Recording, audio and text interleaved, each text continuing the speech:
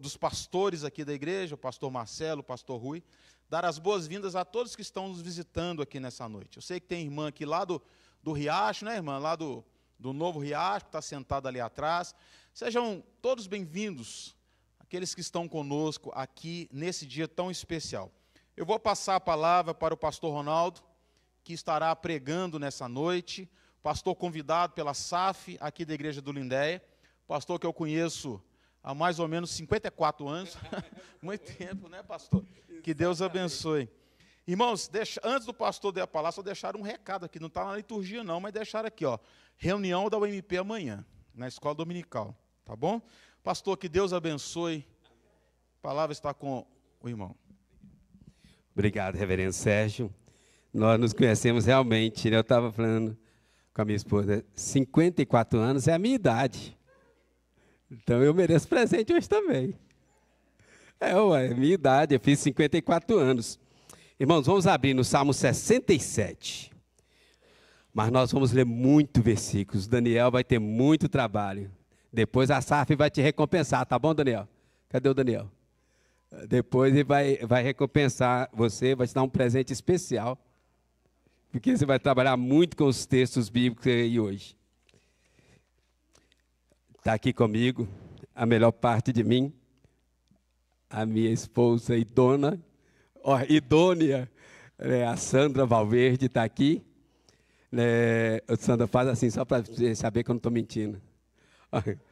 E a melhor sogra que eu tenho também está aqui. E a tia, que é uma das minhas intercessoras, também está aqui. Veio lá de Vitória, viu, Eliane? Só para participar do culto com você. Salmo 67. Nós vamos meditar aí. Colocar aí. Depois nós vamos ler vários versículos aí. Então, os irmãos, fiquem atentos aí na Bíblia, ou então ali na post ali. As nações rendem graças ao mestre de canto para instrumentos de corda, salmo, cântico. Seja Deus gracioso para conosco e nos abençoe, e faça resplandecer sobre nós o rosto, para que se conheça na terra o teu caminho e em todas as nações a tua salvação. Louvem-te os povos, ó Deus, louvem-te os povos todos. Alegrem-se e exultem as gentes, pois julgas os povos com equidade e guias na terra as nações. Louvem-te os povos, ó Deus, louvem-te os povos todos. A terra deu o seu fruto, e Deus, o nosso Deus, nos abençoa. Abençoe-nos, Deus, e todos os confins da terra o temerão. Agora eu vou abrir lá em Lucas 8. Lucas 8, versículo 1 ao 3. Lucas 8, versículo 1 ao 3, fala assim: aconteceu depois disso que andava Jesus de cidade em cidade, de aldeia em aldeia, pregando e anunciando o evangelho do reino de Deus, e os 12 iam com ele. E também algumas mulheres que haviam sido curadas de espíritos malignos e de enfermidades, Maria, chamada Madalena, da qual saíram 7 demônios, e Joana, mulher de Cusa, procurador de Herodes, Susana e muitas outras. Vamos ler esse finalzinho junto aí? Passa aí, Daniel. Aí, vamos ler junto? Não, passa. O finalzinho do versículo 3. O final do versículo 3. Só para aí. Quem está com a Bíblia aí, ó. Susanas e muitas outras, mais uma passada aí. Aí. Vamos ler junto essa parte aí exatamente. As quais lhe prestavam assistência com os seus bens. Senhor Deus, nós somos muito gratos ao Senhor por esse dia, por esse momento precioso. 54 anos de história não é pouca coisa. Por isso nós te louvamos, te glorificamos, te agradecemos, rogamos ao Senhor as mais ricas bênçãos sobre a sociedade, que o Senhor renova a graça, renova as forças físicas, emocionais e espirituais, que a SAF dessa igreja continue sendo bênção, tanto na igreja, na vida de pastores e nas vidas particulares. No nome, para a honra, louvor e glória de Jesus. Amém. Amém. Obrigado. Irmãs e irmãos, olha aí o finalzinho do versículo, prestavam assistência com muitos bens. Voltando no Salmo 67, fala assim: seja Deus gracioso conosco e nos abençoe, para a gente ver que rico, bonito, tenha sítio, celular, carro último ano, celular último tipo, e possa ir no shopping, fazer muitas compras, cinema, muita festa. É isso? É lógico que não. Olha que está escrito, Salmo 67, 2. Né, o versículo 1. Seja Deus gracioso para conosco, nos abençoe, e faça resplandecer sobre nós o seu rosto. Olha o versículo 2. Para que se conheça na terra o teu caminho e em todas as nações a tua salvação. Irmãos, presta atenção aqui. Deus nos abençoa para que sejamos canais de bênçãos para outra pessoa. Entende?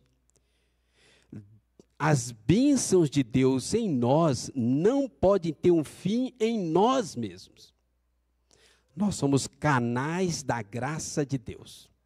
Amém? Vocês já repararam na geografia bíblica o Mar Morto e o Mar da Galileia? Os dois estão um ao lado do outro.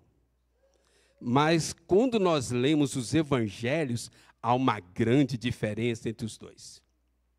O Mar da Galileia está mais ao norte, recebe água do Rio Jordão. As águas entram no mar e saem do outro lado e descem para o Mar Morto. No Mar da Galileia também tem outros nomes lá, Lago de Genezaré. Genezaré estava na Galileia. Então fala Mar da Galileia por causa da região, mas o nome original oficial é Genezaré.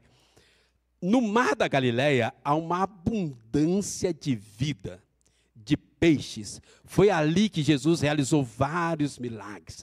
Lembra quando eles passaram a noite pescando, não pescaram nada, aí Jesus aparece, manda eles jogar a rede do outro lado, aí fala assim: Senhor, nós somos pescadores experientes, passamos a noite inteira, não pegamos nada, mas sob a tua palavra lançaremos as redes. E eles lançam e pegam ali 152 grandes peixes. Os barcos quase afundaram de tanto peixe. Este é o Mar da Galileia. Recebe a água do Rio Jordão, tem uma abundância de peixes, de vida. Os animais alimentam nas margens do Mar da Galileia. E a água do Rio Jordão passa no Mar da Galileia, continua descendo mais ao sul e chega no Mar Morto. Vocês sabem por que o Mar Morto chama Mar Morto? É porque ele é morto. Não tem peixe, não tem vida, não tem alimento, não tem animais, não tem nada. O Mar Morto também recebe as águas do Rio Jordão. Mas retém as águas. E as águas não vão para nenhum lugar. Ele recebe as águas e as águas ficam ali no Mar Morto e não tem saída. E não tem vida. Só recebe, só recebe, só recebe. Não tem vida. Por isso ele ganhou essa alcunha, Mar Morto. Não tem peixe, não tem vida. Perceberam a diferença, irmãos? O Mar da Galileia recebe o Rio Jordão, mas libera. E tem muitos peixes. O Mar Morto recebe o mesmo rio, o Rio Jordão, mas ele não libera. Ele recebe, retém as águas e as águas ficam ali. Não tem vida. Percebe, irmãos? Então, onde eu estou querendo chegar conosco aqui, olha, o nosso tema é esse aqui, ó. Mulheres abençoadas para serem abençoadoras. Deus nos abençoa para que nós sejamos canais de bênçãos para outras pessoas. As bênçãos de Deus não podem ter um fim em nós mesmos. Entende? Não pode, né? Assim como o mar da Galileia recebe e dá, tem vida. O mar morto recebe e não dá, não tem vida. Quando eu era criança, minha mãe falava assim, a gente tinha um terreiro grande na nossa casa, nós éramos 8 filhos, 5 homens. Um ano e meio, 2 anos de diferença, era que a meninada, mas os vizinhos que vinham, às vezes caiu uma chuva, ficava aquelas poças de água, a gente brincar, minha mãe falava assim, menino, sai dessa poça, água parada traz doença. Entende? A graça de Deus em nós tem que ser viva e ativa. Viva e ativa. Olha lá, Gênesis, por favor. Gênesis 12. Vocês fiquem espertos que nós vamos ler muito versículo hoje. Gênesis 12, versículo 2 e 3. De ti farei uma grande nação, e te abençoarei, e te engrandecerei o nome, sê tu uma bênção. Fala com quem está do seu lado assim, pode, reverendo Sérgio? O pastor Marcelo não está aqui, né? O gato sai, o rato faz a festa. Está sendo gravado? Tá não? Ah, então vamos embora. Fala com quem está do seu lado assim, ó, sê tu uma bênção. Ó, e se alguém falar para o pastor Marcelo que eu fiz isso, assim, Marcelo, é mentira, Marcelo. Eu sou tradicional, né? O Marcelo é meu grande amigo, né? Nós estudamos junto 4 anos, né? Já pregou na minha igreja, já preguei várias vezes aqui também em outras igrejas. O Marcelo, quem não sabe, era o aluno número 1 do seminário. A maior nota, ele tinha um apelido assim, carinhoso, né? A gente chamava ele de monge. Monge, lembra de monge? Porque o negócio dele era estudar. Se ele tirasse menos de 10, ele ficava triste. Ele tirou a maior nota do seminário da época, ficou em primeiro lugar no seminário na época, né? Mas não tem nada a ver com a nossa pregação. Vamos voltar, né? Mulheres abençoadas para serem abençoadores. Sê tu uma bênção. Agora, olha o versículo 3. Abençoarei os que te abençoarem e amaldiçoarei os que te amaldiçoarem. Em ti serão benditas todas as famílias da terra. Vamos repetir? Em ti serão benditas todas as famílias da terra. Amém? Vocês estão entendendo onde eu estou querendo chegar? Então vamos lá. Agora eu vou começar a pregar. 4 mulheres abençoadas que foram abençoadoras. Juízes 5, versículo 7. 4 mulheres abençoadas que foram abençoadoras. Juízes 5, versículo 7. Mulheres que se destacaram pela sua atitude abençoadora. A primeira está aí. Juízes 5, versículo 7. Ficaram desertas aldeias em Israel. Repousaram, até que eu, Débora, me levantei. Levantei-me por mãe em Israel. Débora, uma mulher abençoada, se tornou uma grande bênção pela sua vida de oração e intercessão. Uma mulher que servia e intercedia. Débora se destaca de forma maravilhosa numa época em que o país, a nação, estava desolada pela guerra. Os profetas se vendiam, os sacerdotes se vendiam, os líderes eram negligentes. O país estava às traças. Aí Débora se levanta. O país estava sem dinheiro, sem comida, sem alegria, entregue à idolatria, a liderança era corrupta, adúltera, afastado de Deus. Quem quiser saber detalhes, depois você lê lá no final do 2º livro de Reis, ou então no início do livro de Ezequiel. Nós não vamos ler aqui para ganhar tempo. O país estava um caos. Não havia liderança. A negligência da liderança tocou o coração de Débora. Débora chama a atenção da liderança. Mas a liderança se omite. Aí Débora se levanta como mãe em Israel. Intercessora. Irmãos, veja bem, ela adotou a nação inteira em oração. E as orações de Débora mudaram a história da nação. Mulheres abençoadas que se tornaram abençoadoras. Irmãs, presta atenção nisso. A sua oração pode mudar a história de alguém. Entende? Débora se destaca nessa linha. Tem muitas, né? E eu pensei em umas 20, mas eu selecionei 4. Débora primeira. Quando eu converti lá no Alto Veracruz, o reverendo Sérgio, a gente se conhece mesmo há muito tempo, né? Desde a adolescência, desde quando nós convertemos. Eu, né? Você cresceu na igreja? Nasceu? Eu converti no final da minha adolescência. E aí eu pegava um ônibus, descia no Alto Veracruz, eu morava lá no pé do Alto Veracruz. E onde eu descia de ônibus, eu tinha que passar na porta da igreja presbiteriana. E lá tinha a semana de oração, tinha as terça-feiras reuniões de oração. Às vezes eu passava, a luz estava acesa. Às vezes eu passava de lado assim para não ver e estava a luz acesa. Aí eu sabia, era dia de culto de oração. Aí eu entrava. Não poucas vezes, tinha uma mulher orando, Dona Deucassi. Uma mulher. E às vezes tem o filho dela, tinha um filho caçula dela fazendo bagunça. Uma mulher. Um local difícil, né? Muitas dificuldades, de muitas maneiras. Uma mulher ali orando. Ela era presidente da SAF. Estava ali, orando.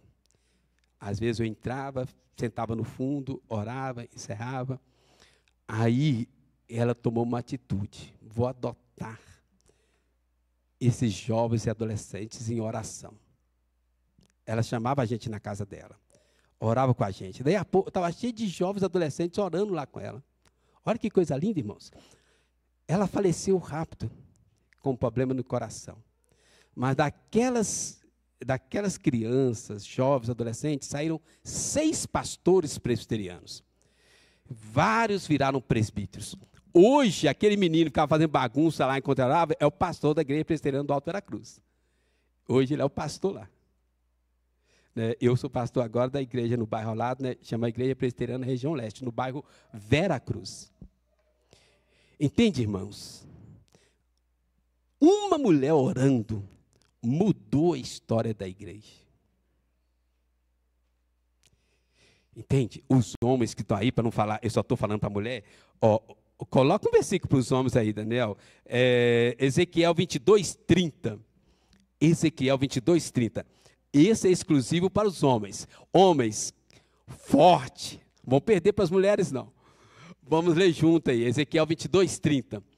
Busquei entre eles um homem que tapasse o muro, se colocasse na brecha perante mim, a favor desta terra, para que eu não a destruísse, mas a ninguém achei. Deus procura um homem, não precisa muitos. Um homem com Deus muda a história. Um homem para entrar na brecha, pagar o preço, mudar a história.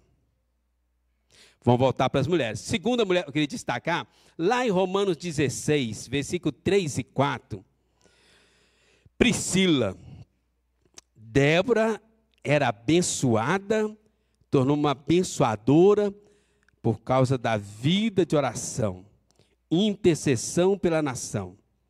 Priscila, Romanos 16, versículo 3 e o versículo 4.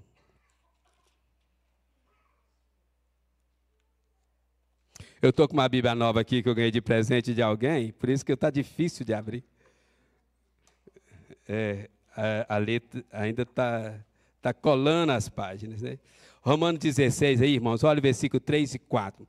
Saudai Priscila e Áquila, meus cooperadores em Cristo Jesus, aos quais, pela minha vida, arriscaram a sua própria cabeça.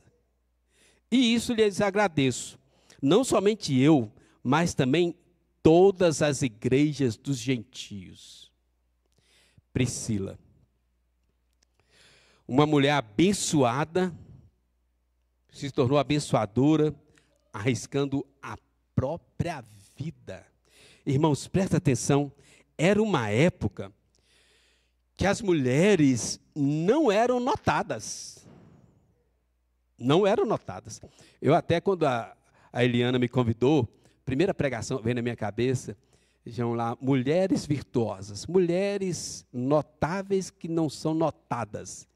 Mas aí Deus mudou a pregação, né? Se vocês não gostaram dessa pregação, tem uma outra melhor, vocês vão ter que me convidar de novo, tá bom? Mas não perde a esperança, não. Né? Priscila, uma mulher abençoada, se tornou uma abençoadora, porque colocou a própria vida para fazer o evangelho prosperar. O nome de Priscila aparece na frente do nome dela. Irmãos, presta atenção, naquela época não era costume nem colocar o nome da mulher. Os nomes das mulheres não eram registrados. Mas Priscila fizeram questão de registrar e colocar à frente de vários homens por causa do destaque dela. Priscila abriu mão do comodismo. Priscila abriu mão da sua segurança. Priscila tinha disposição até para morrer por causa do evangelho. Paulo fala assim, ó, eu sou grato, e não somente eu, mas até as igrejas dos gentios. Priscila, quando Apolo estava ali, meio confuso nas doutrinas teológicas, Priscila pega Apolo, leva para dentro de casa, discipula Apolo e depois envia ele para continuar pregando. Priscila se destaca aqui, irmãos, porque isso era perigoso naquela época. Eles reuniam nas catacumbas. A morte, a perseguição era o dia a dia deles.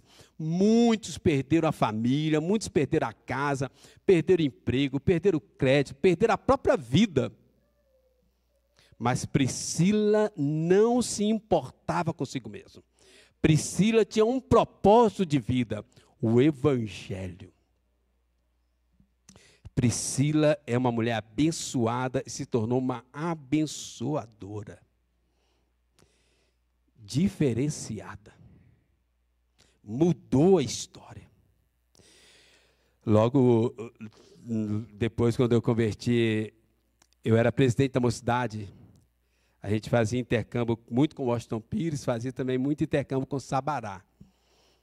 Aí nós conhecemos uma moça lá, paralítica, analfabeta. O irmão dela era presidente da mocidade. Só o irmão dela recebeu uma proposta de emprego, foi para São Paulo. Os pais não eram crentes, ela agora era a única crente na família. 13 irmãos. Uma jovem paralítica, semi-analfabeta. O único irmão crente mudou para São Paulo. E tinha evangelizada. Agora está ali naquela família. Nós a conhecemos. Ela falava de morrer, depressão, solidão, sentimento de abandono, morte. Aí eu falei assim, olha, eu vou te dar um bom propósito para viver. Aí você o quê? Você sabe que pastor é muito difícil. Eu tenho vontade de ir para o seminário. Deus tem me chamado. Você podia virar intercessora de pastores e de missionários. Ela, o que é isso? Eu disse, ó, já você está em casa, tem tempo, paralítica, tetraplégica.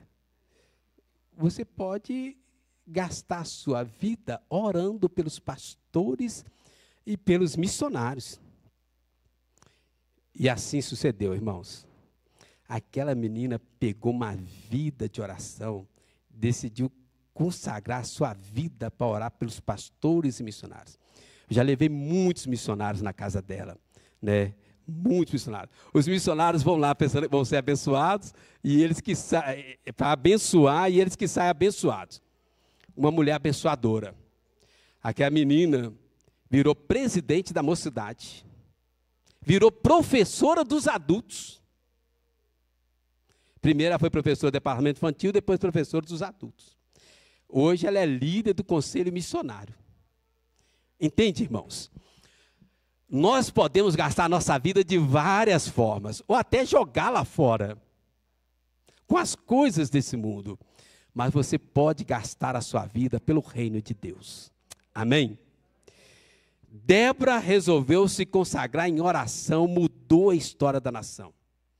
Priscila colocou a sua vida em risco. Abriu mão do comodismo, abriu mão da sua agenda, abriu mão do seu conforto, da sua segurança. Resolveu gastar pelo evangelho. Arriscar a própria vida. Para que os homens não fiquem solitários. Abra aí, Atos 15, 26. Homens, Deus procura um homem para entrar na brecha. E Deus procura homens também para se expor pelo nome de Cristo. Irmãos, nós vivemos uma época, uma geração de muito comodismo. Vamos ler esse versículo juntos? Vamos? Todos? Homens que têm exposto a vida pelo nome de nosso Senhor Jesus Cristo.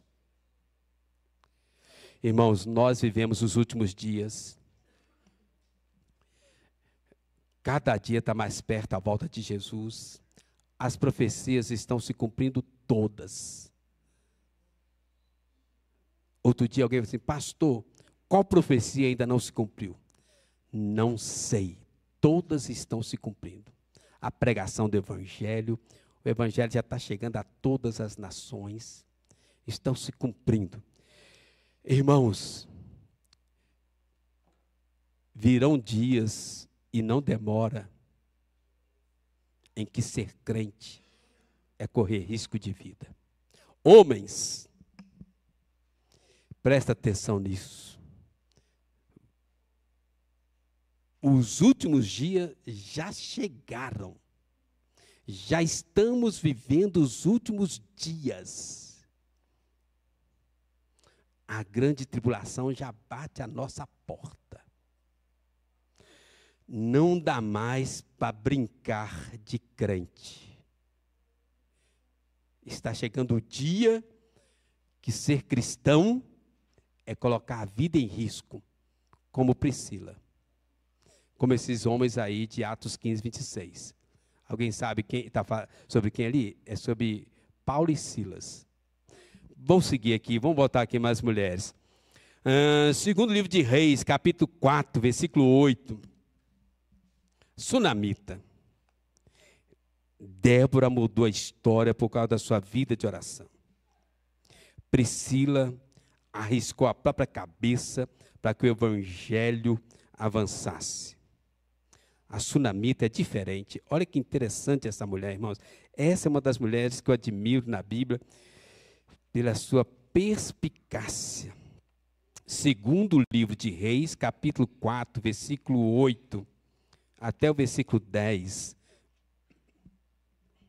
Certo dia passou Eliseu por Sunem, onde se achava uma mulher rica, a qual o constrangeu a comer pão. Daí, todas as vezes que passava por lá, entrava para comer. Ela disse a seu marido, vejo que este homem que passa sempre por nós é santo homem de Deus. Façamos-lhes, pois, em cima um pequeno quarto, obra de pedreiro, e ponhamos-lhe nele uma cama, uma mesa, uma cadeira e um candeeiro. Quando ele vier à nossa casa, retirar-se-á para ali. Mulher sunamita, como aquelas mulheres lá de Lucas 8, versículo 3, que prestavam assistência a Jesus com seus bens. A mulher sunamita, ela era uma mulher abençoada, diz o texto que ela era o quê? Rica e abençoadora. Irmãos, eu fico admirado com essa mulher, sabe por quê? Essa mulher não é do povo de Deus. Uma mulher rica, que não pertencia ao povo de Deus, mas toda vez que o profeta passava por ali, ela ficava observando e falou com o marido dela, este homem é homem de Deus. chamou um pedreiro, construiu um quarto, colocou o básico ali. Irmãos, como aquela mulher tinha aquela percepção? Os profetas de Deus naquela época eram andarilhos, não tinham onde pousar, não tinham onde comer, não tinha onde se esconder do sol escaldante, da chuva, do frio da noite, dos animais peçonhentos. Não era fácil ser profeta naquele dia. Não era fácil. Mas esta mulher, que não era do povo de Deus, ela percebeu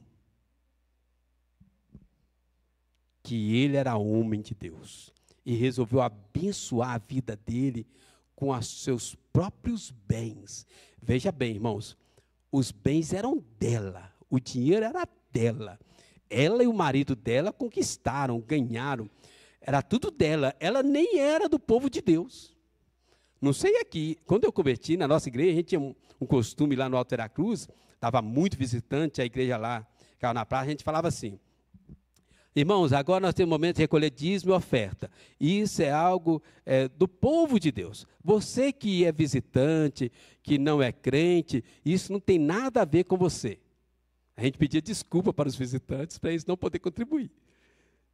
Essa mulher não era do povo de Deus. O dinheiro era dela. Ela conquistou ou herdou. Ela tinha o dinheiro, mas resolve abrir mão para abençoar o profeta. Olha que coisa interessante, irmãos. Para abençoar o profeta.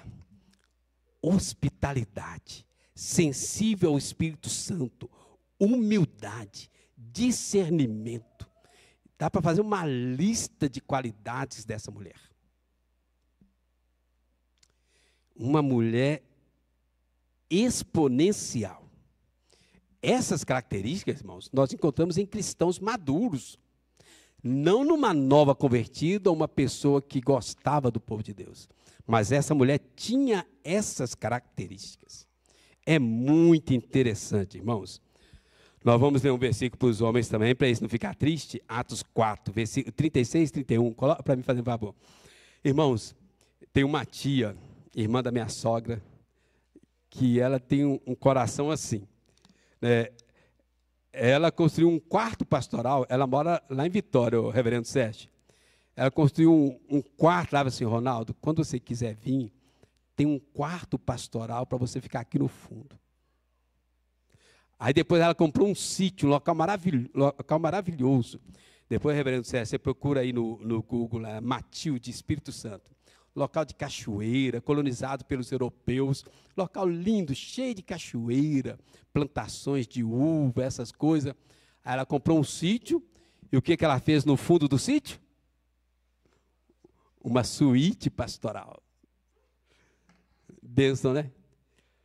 Irmãos, mulheres abençoadas, abençoadoras. Atos 4, para os homens aí não ficarem muito tristes. Versículo 36 e 37. Isso é fera. Ó, você vai receber porção dobrada da SAF, viu? Por causa, ele é rápido, antes de eu acabar já está lá. José, a quem os apóstolos deram o sobrenome de Barnabé, que quer dizer filho da exortação, levita, natural de Chipre, como tivesse um campo, vendendo-o, trouxe o preço e depositou aos pés dos apóstolos. Barnabé.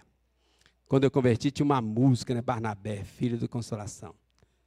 Homens, abençoar o povo de Deus, a igreja de Deus, além das suas posses. Entende? Além da obrigação, além das suas posses, além da necessidade. Lá em 2 Coríntios, há poucos dias eu estava pregando, segunda carta de Paulo aos Coríntios, capítulo 8. Olha que coisa maravilhosa, irmãos. Os crentes da Macedônia, segunda carta de Paulo aos Coríntios, capítulo 8, versículo 3. Porque eles, testemunho eu, na medida das suas posses e mesmo acima delas, se mostraram voluntários, pedindo-nos com muitos rogos a graça de participarem da assistência aos santos. E não somente fizeram como nós esperávamos, mas também deram-se a si mesmos, primeiro ao Senhor, depois a nós, pela vontade de Deus. E suplicaram, na medida das suas posses, acima das suas posses, para participarem da assistência aos santos. Olha, interessante. Conforme as suas posses e acima das suas posses, deram-se a si mesmo, primeiro ao Senhor e depois a nós. Entende, irmãos? Aquela pessoa fala assim, Deus conhece meu coração, isso que importa. Não é assim não. Deus e a igreja. Eles se entregaram, se doaram para Deus e se doaram para a igreja. Interessante, para a gente pensar. Última, que são duas, Maria e Marta. Débora, nós aprendemos ali, mãe de oração. Nós precisamos de mulheres que sejam mães espirituais, mães de oração. Priscila abriu mão do conforto, do comodismo, da segurança, para se gastar pelo reino de Deus. A mulher sunamita, que nem aparece o nome, uma anônima, rica, ela não precisava daquelas coisas, mas ela abriu mão dos seus bens para abençoar o povo de Deus. Hospitaleira, sensível ao Espírito Santo, humildade, discernimento. Eu lembrei de Hebreus 13, quando eu estava preparando, e fala assim, versículo 2, né? Praticai hospitalidade. Alguns, sem saberem, receberam anjos na sua casa. Última, Lucas 10, versículo 27, depois versículo 38 ao 42. Maria e Marta, duas mulheres abençoadas e abençoadoras, para a gente fechar. Lucas 10. Vamos ler o versículo 27 juntos, numa só voz? Depois eu continuo lendo o versículo 38. Lucas 10, versículo 27. Vamos ler juntos? A isto ele respondeu: amarás o Senhor teu Deus de todo o teu coração, de toda a tua alma, de todas as tuas forças, de todo o teu entendimento, e amarás o teu próximo como a ti mesmo. Maria e Marta, mulheres abençoadas e abençoadoras, abençoando com a própria casa. Com a própria casa. Eu não sei aqui na região do Lindéia, mas lá na nossa região, estamos vendo uma época de dificuldade, as pessoas não querem mais abrir a casa, nem para receber visita pastoral, nem para fazer culto da SAF, nem para fazer cultos nos lares, nem para fazer grupos familiares, né? Quando nós começamos, aquela mulher, eu tinha falado, né, a dona Delcaci, aí o culto de oração na terça-feira, e só tinha ela, aí depois agregaram alguns jovens, desses jovens viraram pastores, aquilo ali foi crescendo, reverendo Sérgio, que aí já não cabia mais, foi crescendo, era uma média de 30 pessoas, na terça-feira, começou com uma mulher, mês após mês, até que Deus derramou a graça. 30 pessoas. Aí quando, depois, uns quase 10 anos depois, eu fui para o seminário, virei pastor, aí aquele culto de oração tinha crescido, aí nós resolvemos dividir em grupos para fazer nos lares, né, grupos familiares.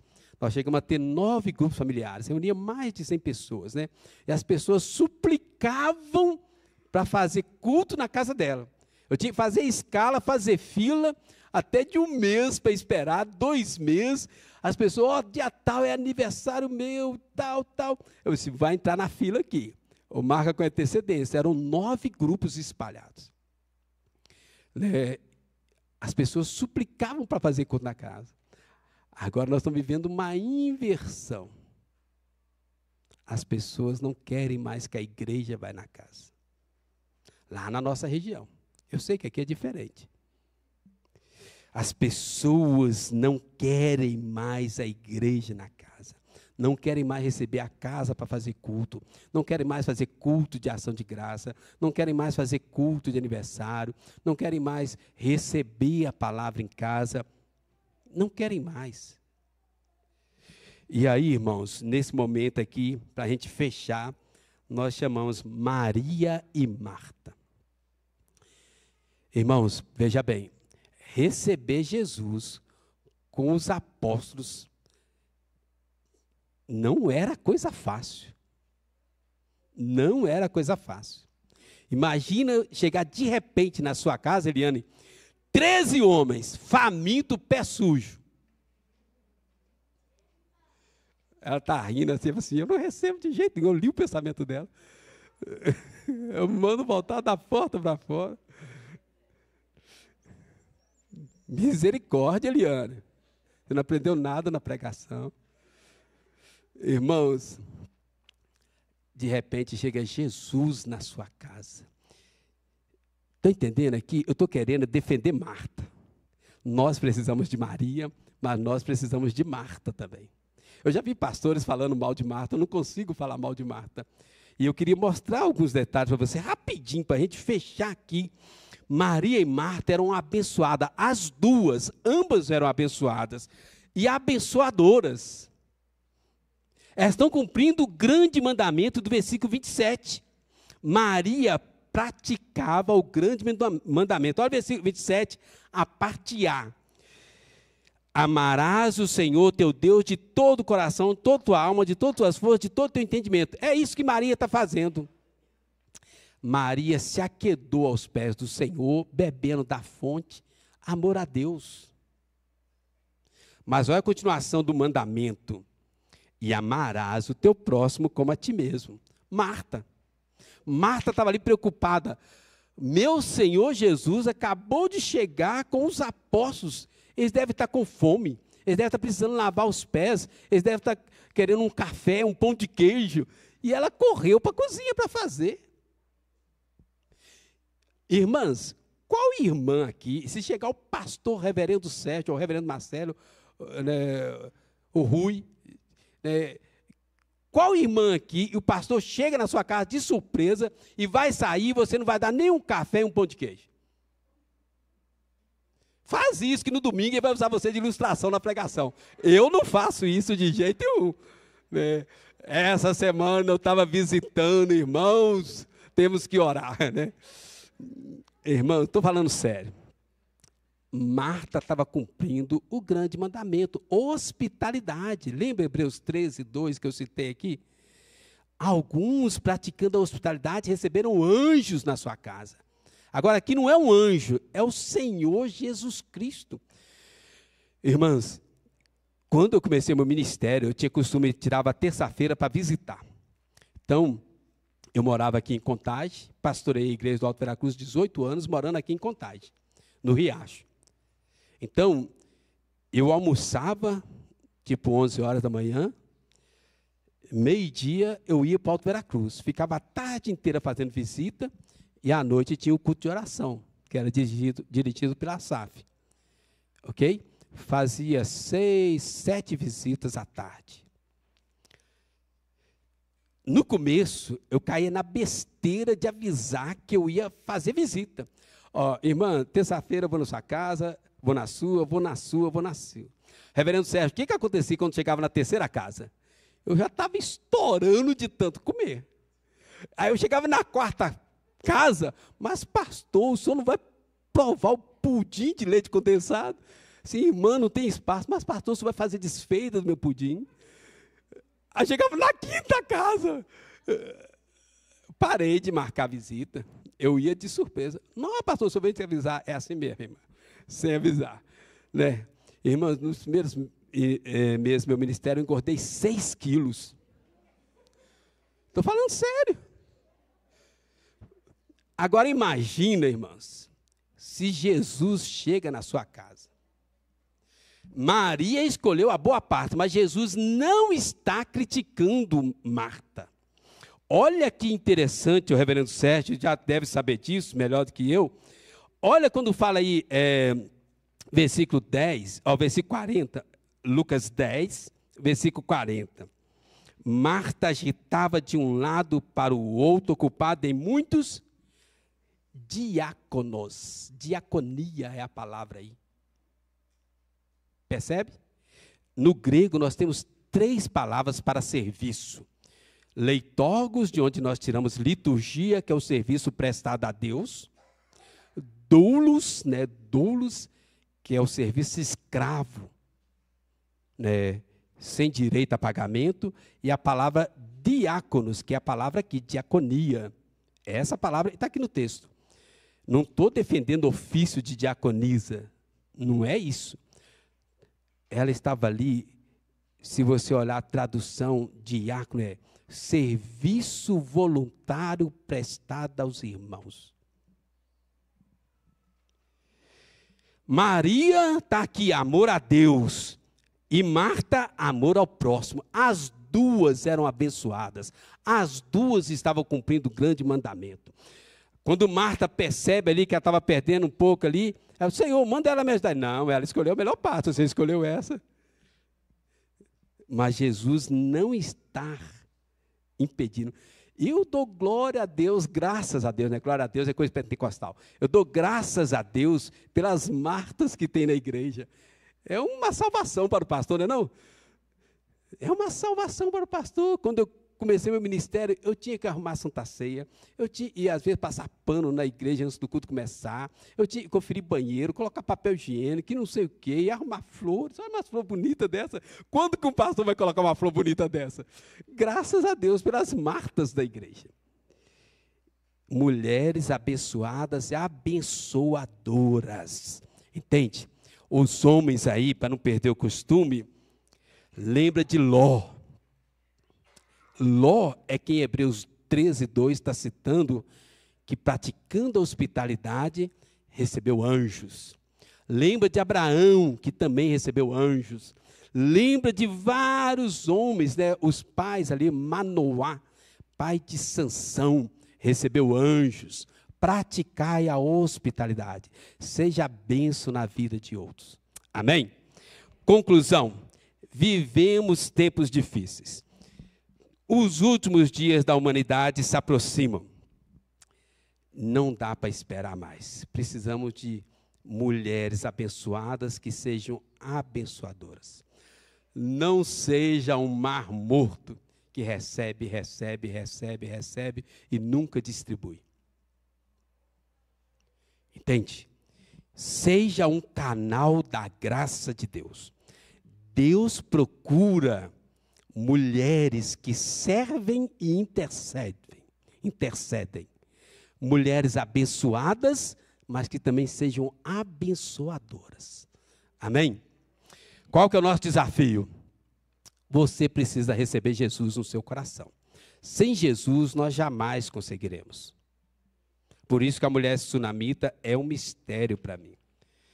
Jesus é quem nos capacita.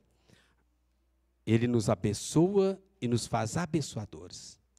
Você precisa receber Jesus na sua vida. Você precisa andar com Jesus diariamente. Separar tempo, diariamente, para orar, ler a Bíblia. Seja cheio de Jesus Cristo. Cheia de Jesus Cristo. Receber Jesus, andar com Jesus. Conectado a Jesus. Pela oração, pela leitura da Bíblia, e o próprio Jesus que nos abençoa, vai nos fazer canais da graça, abençoadoras. Amém? Vamos orar? Se você